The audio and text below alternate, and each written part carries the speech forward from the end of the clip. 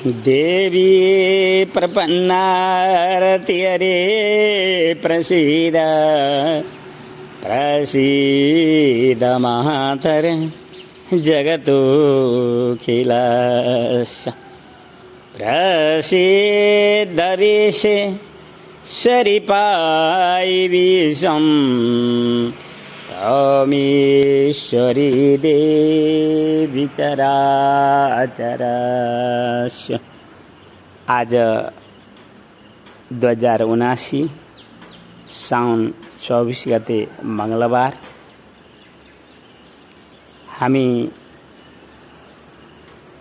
2079 साउन 27 गते पर्न गइरहेको त्यो ऋषि तर्पणी दिन, जनेऊ पूर्णिमा दिन, रक्षा बन्धन दिनलाई आजदेखि स्मरण गरिरहेका छौँ। किनकि हामी एकातर्फ जुन विश्व भौतिक आविष्कार विज्ञानको आणविक र परमाणु हतियारहरूको मानवीय विकासको आविष्कार साथ छौँ भने अर्कोतर्फ हामी अझै पनि हामीले जुन धर्मको आस्था र निष्ठा राखेका छौँ र ती विचारहरू साथ उभिएका छौँ, तर त्यहाँ हामीले शिक्षा र अनुशासनको अभाव भेटिरहेका छौँ र त्यहाँ हामीले वैदिक विज्ञानको अभाव पनि महसुस गरिरहेका छौँ। जब हामी कहाँ वैदिक शास्त्रहरूलाई संरक्षण गर्ने वातावरण नै छैन भने हामीले जुन प्रकारको अन्धविश्वासका आडमा उभिएर, जुन प्रकारको प्रथा र परम्पराहरूको जडवादी विचारमा उभिएर जन्मले कोही ब्राह्मण सम्झन्छ भने र काँधमा योग्य पवित्र हुँदैमा कोही ब्राह्मण सम्झन्छ भने यो राष्ट्रका निमित्त अत्यन्त आघात, धार्मिक र सामाजिक अन्याय पनि हो र त्यहाँ त्यस अन्यायबाट हामीले यस राष्ट्रका जनताहरूलाई सचेत पार्नु अत्यन्त आवश्यक पनि महसुस गरिरहेको छु। एउटा आत्रेय नस्ल उपाध्य ब्राह्मण परिवारको मान्छे हुनाले पनि मैले जसरी फलामलाई फलामले नै काटेको देखिरहेको छु, त्यसै गरेर यदि हामीले प्रयास गरिदिएनौँ भने वैदिक विज्ञानले हाम्रो वैदिक शास्त्रहरूलाई सम्मान र संरक्षण गर्ने वातावरण पाउने छैन। त्यसैले हामीले 2078 साथ वैदिक विज्ञानको अनुसन्धानतर्फ निक्लिएका छौँ भने 2079 मा आएर दैवी सिद्धिको आवश्यकताको महसुस गरिरहेका छौँ। एउटा वेदको उर्वर भूमि गोर्खा राज्य नेपाल, जुन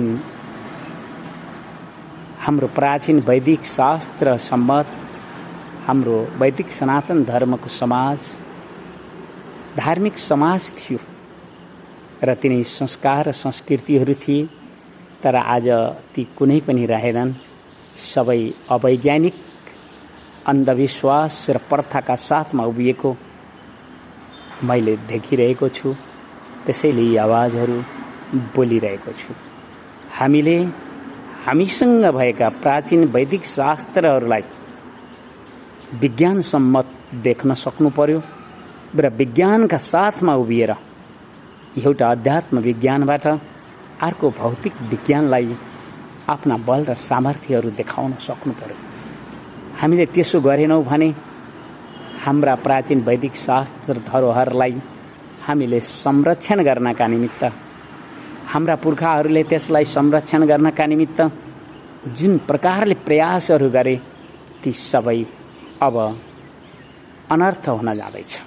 त्यसैले पनि हामी यी आवाजहरू साथमा जनचेतना जगाउनका निमित्त हामीले कसैलाई पनि अन्धविश्वासको बाटोमा जानुहोस् भन्दैनौँ। हामीले कोही ती प्रथाहरूमा नै उभिनुपर्छ भन्ने विषयमा पनि उभिँदैनौँ, किनकि हामी वैदिक विज्ञानको अनुसन्धानका साथमा छौँ। हामी दैवी सिद्धिको अनुसन्धानका साथमा छौँ र हामी त्यसबाट प्रतिफल हामीले यो समाजलाई सुधार्नका निमित्त, शोधन गर्नका निमित्त शिक्षा र अनुशासनको नै आवश्यकता छ भन्ने कुरालाई राम्रोसँग बुझिसकेका छौँ। जबसम्म हाम्रो हिन्दू समाजमा वैदिक शिक्षा र वैदिक शिक्षाका अनुसारका अनुशासन विज्ञान सम्मत हुने छैन। विज्ञान सम्मत भन्नाले तपाईँ सूर्य उदय हुने समयमा निधाउने गर्नुहोस्, किनकि यो विश्व जगतलाई सबभन्दा उपकार गर्ने देवता नै सूर्य हुनुहुन्छ। तपाईसँग अग्नि देवता हुँदाहुँदै तपाईँ अरू देवताहरू खोज्नका निमित्त ननिक्ल्नुहोस्।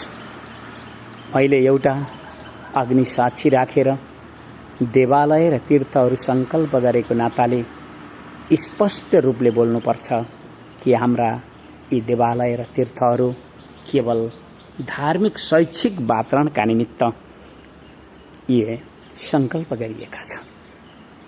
हामीले वैदिक विज्ञानलाई अध्ययन गर्नका निमित्त, वैदिक विज्ञानका साथमा जानका निमित्त हामी त यी देवालयहरूमा एउटा धार्मिक शैक्षिक वातावरण प्राप्त गर्नका निमित्त एउटा आधार मात्र लिनुपर्छ।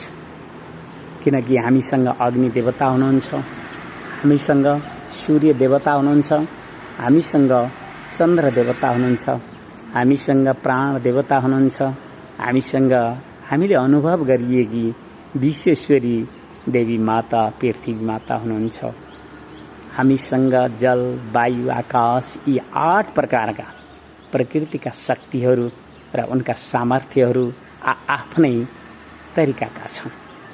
हामीलाई अन्धविश्वासतर्फ जानु आवश्यक पनि छैन र हामीलाई कुनै पन्था प्रथा भनेर हाम्रो हिन्दू समाजलाई नै बिथोल्ने परम्पराहरू पनि स्वीकार्नु आवश्यक छैन। हामी विज्ञानका साथमा जानु छ र भौतिक विज्ञानले जुन प्रकारले आणविक र परमाणु हतियारहरू, मिसाइलहरूका साथमा विश्व मानव जातिलाई अशान्त पार्न गइरहेको छ, त्यहाँ हामीले वैदिक विज्ञानका साथमा, दैवी सिद्धिका साथमा, दैवी प्रकोपका साथमा योगदान दिनु पनि परिरहेको छ। हामीले त्यस प्रकारको योगदान दिनका निमित्त वेदको उर्वर भूमि गोर्खा राज्य प्राप्त गरेका छौँ। तर हाम्रो भूल के भइरहेको छ भने हामीले वैदिक शास्त्रहरूलाई शिक्षा र अनुशासनको रूपमा विज्ञान सम्मत उभ्याउन सक्न हामीले त प्रथामा गयौँ। जन्मले ब्राह्मण र काँधमा जन्यु हुँदैमा ऊ ब्राह्मण मानिन थाल्यो। उसलाई वैदिक शास्त्रहरू न त पढ्नु पर्ने भयो, न त वैदिक शास्त्रहरूलाई संरक्षण नै गर्नुपर्ने भयो। उसले जे गरे पनि हुने र ऊ ब्राह्मण नै बनिरहनु पर्ने। कस्तो अभिमानको र कस्तो गजबको विषय। अनि ती ब्राह्मण बनाउँदाहरूका घरमा पशु पन्छी हिंसा मांस पाक्नै पर्ने र ती मतवालीका आहार पदार्थहरू तिनीहरूले पनि घिच्नै पर्ने। अनि फेरि ब्राह्मण भनेर अभिमान पनि गर्नै पर्ने। के यो सामाजिक अन्याय होइन? के यो धार्मिक विकृति र विसङ्गति विचार होइन?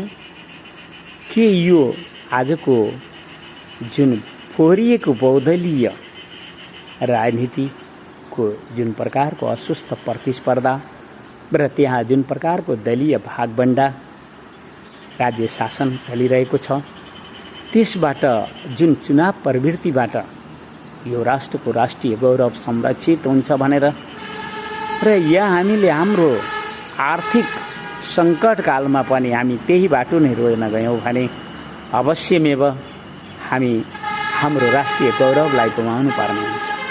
हामीले यो अनुसन्धान गरिसकेका छौँ। हामीले यो विचारलाई यी आवाजहरू साथ तपाईहरूसम्म पनि पुर्याइरहेका छौँ। यस अर्थमा पुर्याइरहेका छौँ कि अब हामीले हिन्दू समाजलाई शोधन गर्नुपर्छ र हिन्दू समाजमा देखा परेका ती ऐजरीहरू जुन प्रथा रूपले आइरहेका छन्, जुन व्यापारी ठेकदारहरूका रूपमा आइरहेका छन्, जुन विश्व बजारमा जुन राजनीति तहबाट आइरहेका छन् ती सबैलाई हामीले दैवी सिद्धिका साथमा दैवी प्रकोपका साथमा तह लगाउन सकेनौँ भने हामीले पनि हाम्रा वैदिक शास्त्रहरूलाई संरक्षण गरिरहनु कुनै आवश्यक छैन। किनकि हामी वेदको उर्वर भूमि गोर्खा राज्य नेपालमा छौँ र हाम्रा वीर र कविहरूले यो राष्ट्रको एकीकरणमा योगदान दिँदै आजसम्म पनि हामी जुन राष्ट्रिय एकीकरणको यो गोर्खा राज्य नेपाल हामीले पाइरहेका छौँ। तर हामीलाई के देखिँदैछ भने विश्व आर्थिक सम्पन्न भएका देशहरू लडिरहेका छन् र उनीहरू चाहे ती युक्रेन तरफ दौडुन्, चाहे ती तालिबान तरफ जाउन्, चाहे ती POM तरफ जाउन्, चाहे ती यो हाम्रो विश्वको जुन कुनै पनि सासाना देशहरू छन् तिनीहरूलाई आर्थिक सङ्कटका निमित्त आफ्नो आर्थिक सम्पन्नताको राजनीतिको भडखारोमा घसेटेर त्यहाँ रहने जनताहरूलाई सङ्कटमय जीवन पुर्याउनेहरू छन्। ती सबै किन नहुन्? हामीले देखिरहेका छौँ त्यो अमेरिकाको नीति, त्यो चीन र भारत रुसको नीति, उनीहरूले विश्वलाई नै हल्लाइरहेको छ, विश्व मानव जातिलाई नै तरङ्गित पारिरहेका छन्। यदि यसरी उनीहरूले आफ्ना भौतिक आविष्कार र विकासका ती आणविक परमाणु हतियारहरू मिल्काएर ती राष्ट्रका जनताहरूलाई सङ्कट दिन्छ भने हामी वेदको उर्वर भूमि गोर्खा राज्य नेपालमा रहेका नेपालीहरू जो जन्मले ब्राह्मण भएर कर्मले पनि त्यो वेदको रहस्य वेदको मर्महरूलाई प्राप्त गर्नका निमित्त खुला प्रकृतिको विश्वविद्यालयमा पुगेर शिक्षा लिएको तपाईहरू भुल गर्दै हुनुहुन्छ कि जसले पुस्तक पढेर जो पण्डित बनिरहेका छन्, जो जीविकोपार्जनका निमित्त उनीहरूको जीवन खेतालो र गोठालो जस्तो छ, तिनीहरूकै कारणले हाम्रो हिन्दू समाज अत्यन्त लथालिङ्ग र भताभङ्ग भएको छ। यो अत्यन्त गोप्य र लुप्त रहस्यको विषय पनि हो। मैले यिनै आवाजहरूद्वारा तपाईहरूलाई खोलिदिएको छु, किनकि कोही पनि पुस्तक पढेका पण्डितहरू वैदिक सनातन धर्मको संरक्षण गर्ने बलमा उभिन सक्दैनन्। हाम्रो वैदिक शास्त्रहरूको मूल्य र मान्यता नै तपसँग छ, सत्यसँग छ। अनि ती ऋषिहरू जसले तपमूर्ति भएर एकान्तमा ती नदी तट पर्वत वनहरूमा बसेर जुन वैदिक शास्त्रहरू समाधि भाषामा हामीलाई दिएका थिए, तिनीहरूलाई कुनै शैक्षिक डिग्री लिनेहरू, जो पुस्तकहरू पढेर पण्डित हुनेहरू, उनीहरूले संरक्षण गर्छन् भन्ने कसैको सोच छ भने त्यो भुल नै हो। उनीहरू त आफ्नो जीविकोपार्जनका निमित्त, गोठालो बन्नका निमित्त उभिएका छन्, खेतालो बन्नका निमित्त उभिएका छन्। अनि उनीहरूले हाम्रा वैदिक शास्त्रका पुस्तकहरू पढ्दैमा हामीले वैदिक सनातन धर्मलाई संरक्षण गर्न सकिन्छ भन्ने यो पनि हामीले हाम्रो हिन्दू समाजलाई अनुसन्धान गरेर पाउन सकेनौँ। त्यसैले पनि एउटा आत्रीय ऋषिकुमार परमहंस भिक्षु तीर्थ बुढी आमैले सम्बोधन गरिएको नाम हो र बुढी आमै भन्नाले श्री बुढी गण्डकी र त्रिशुलीको बेनी सङ्गम, जसलाई गौरी शङ्कर सङ्गम पनि भनिने गरिन्छ, त्यहाँ एक प्रकारको दैवी ऊर्जाहरू छन्। ती ऊर्जाहरू अनुभव गर्नका निमित्त त योग्यताको आवश्यकता पर्ला, तर विज्ञान के भन्छ कि प्रयास गर र त्यो प्रयास गरिएको विधि र प्रविधि सम्मत जाऊ, अवश्यमेव कुनै न कुनै प्रतिफल दिन्छ। त्यही प्रतिफलकै कारण आजको विश्व मानव भौतिक विज्ञानमा सफल भयो, तर हामी वैदिक विज्ञान जान्न पनि पाएनौँ। हाम्रा गुरुहरू अत्यन्त प्रमादी भए, अत्यन्त लोभी भए, अत्यन्त क्रोधी भए र उनीहरूले आफ्नो जीविको बाटोमा केवल आफूलाई पूजा गर्ने परम्पराहरू मात्र चलाइदिए। त्यसै कारणले न त हामीले त्यो बाटोमा गएर कुनै शिक्षाहरू पाउन सक्यौँ, न त कुनै त्यो बाटोमा गएर त्यस्ता राम्रा उपदेशहरू पाउन सक्यौँ। एउटा आत्रीय नस्लको उपाध्य ब्राह्मण हुने नाताले मैले ती देवी आमाहरूले मलाई जुन प्रकारको आशीर्वाद र वरदाहात शिरमा राखेका रहेछन्, त्यो मेरो बुद्धि अग्नि साँची राखेर माता तीर्थधाम सङ्कल्प गर्न पुग्यो। काली गण्डकीको काखबाट बुढी गण्डकीको हात समाएर जुन प्रकारले उसले आज यो जीवनलाई पाइरहेको छ, यो एउटा विज्ञान सम्मतको जीवन हो कि हामी ती प्राचीन वैदिक शास्त्रहरूलाई वैदिक विज्ञानका साथमा, दैवी सिद्धिहरूका साथमा, दैवी प्रकोपका साथमा यो राष्ट्रलाई संरक्षण गर्न समर्थ हुनेछ र त्यही बाटो समाइएको छ। तर हामीले यो पनि जानेका छौँ कि कुनै पनि बोट बिरुवाहरू अथवा ती खाद्यान्न बालीहरू रोप्दै र छर्ने बित्तिकै न त तिनमा झाङ आउँछन्, न त तिनमा फलहरू नै देखिन थाल्दछन्। समय त अवश्यमेव लाग्छ नै। हाम्रो प्रयास 2078बाट आरम्भ भइरहेको छ भने हामी सिधै 2079मा आएर दैवी सिद्धिको अनुसन्धान गर्न उभियौँ र हामीले हिन्दू समाजलाई शोधन गर्नै पर्छ। जन्मले कोही पनि ब्राह्मण हुन सक्दैन। उनीहरूको आचार, आहार र चरित्र यदि वैदिक सनातन धर्म परम्परा अनुसार छैन भने उनीहरू ब्राह्मण यो प्रथाले हुन पाउँदैन। तर हामीसँग दैवी सिद्धि नहुनाले हामीले ती प्रथा र विकृति र विसङ्गति विचारहरूलाई अनुसन्धान गरिरहेका छौँ। तर विश्वास छ कि ती देवी आमाहरू जो शिक्षित पनि छन्, अनुशासित पनि छन्, सभ्य पनि छन्, उनीहरूका वरदाहातहरूमा नतमस्तक झुक्दै जाँदा अवश्यमेव त्यो दैवी सिद्धि र दैवी शक्तिहरू प्राप्त हुनेछ भन्ने मलाई पुरा विश्वास पनि लागिरहेको छ। र मैले चरित्रको विषयमा के कुनै पनि मानव समाजमा नारीहरूको चरित्र नै अत्यन्त विचार गर्नुपर्ने हुन्छ। हामीले त्यो पनि अनुसन्धान गर्यौँ र आहारको विषयमा हामीले वैदिक शिक्षा र शास्त्रहरूको विज्ञान सम्मत जानै पर्ने हुन्छ। र पुरुषहरूलाई प्रकृतिले अत्यन्त शासन गर्ने सामर्थ्य दिएको छ भने प्रकृतिले माताहरूलाई ममता, माया, सम्मान र त्यो दया, करुणा यस्ता यस्ता अपार शक्तिहरू दिएको छ। तर तिनै देवी नारीहरू प्रकृतिको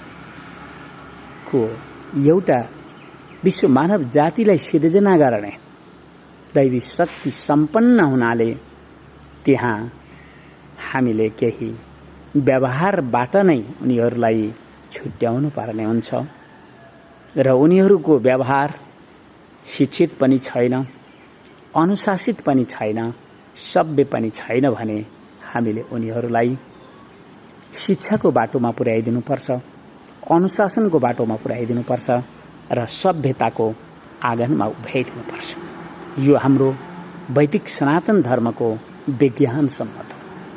देवी आमाहरू शिक्षित भइदिए भने, अनुशासित भइदिए भने र सभ्य भइदिए भने हामीले अर्को विद्यालय कहीँ पनि खोज्नु पर्दैन। तिनै घरहरू नै हाम्रो धर्म संस्कृतिको विद्यालय बन्न पुग्नेछन् र हाम्रो वैदिक सनातन विश्व मानव जातिले स्वीकार्न पुग्नेछ। किनकि हामी विज्ञानका साथमा उभिएर विश्व मानव जातिलाई हाम्रो धर्म, संस्कृति र हाम्रो ती विज्ञान सम्मत दैवी बलहरूलाई परिचय दिने कारणले उनीहरू सहज रूपमा उनीहरूलाई कुनै दबाब दिने आवश्यकता नै पर्दैन। उनीहरू आफै प्रसन्न र हर्ष हुँदै स्वीकार्नेछन् र आफ्ना राष्ट्रहरूमा वैदिक सनातन धर्मको ती वैदिक शास्त्रहरूको पठन पाठन शिक्षा र अनुशासनको व्यवस्था उनीहरूले मिलाउँदै जानेछन्। हामीले हाम्रो समाधि भाषामा यही देखिरहेका छौँ। हाम्रो प्राचीन वैदिक शास्त्र र हाम्रो प्राचीन वैदिक शास्त्र सम्मत जुन समाज थियो, आज बहुदलीय राजनीतिले त्यसलाई लथालिङ्ग र बताभङ्ग पारिएकाले हाम्रो राष्ट्रिय गौरवको हिन्दू राज्य नेपाललाई उनीहरूले दुधमा परेको माखु समान मिल्काएकोले एउटा आत्रीय हुने नाताले पनि मैले यो विज्ञानलाई अनुसन्धान गरिरहेको छु र यी आवाजहरू अहिले मैले श्री बुढी गण्डकी र त्रिशुलीको बेनी सङ्गम, यस पवित्र तीर्थ जो गौरी शङ्कर सङ्गम जुन माता तीर्थधाम र गौरी शङ्कर घाटको यस परिसरबाट मैले तपाईँहरूलाई पठाइरहेको छु भन्दै म आजलाई यतै बिदा हुन्छु। देवी प्रपन्नारति हरे प्रसीद प्रसीद मातर जगतोऽखिलास्य आसीद्दविश्वेश्वरि पायि विश्वं तमेश्वरी देवी चराचरस्य। हस्त धन्यवाद।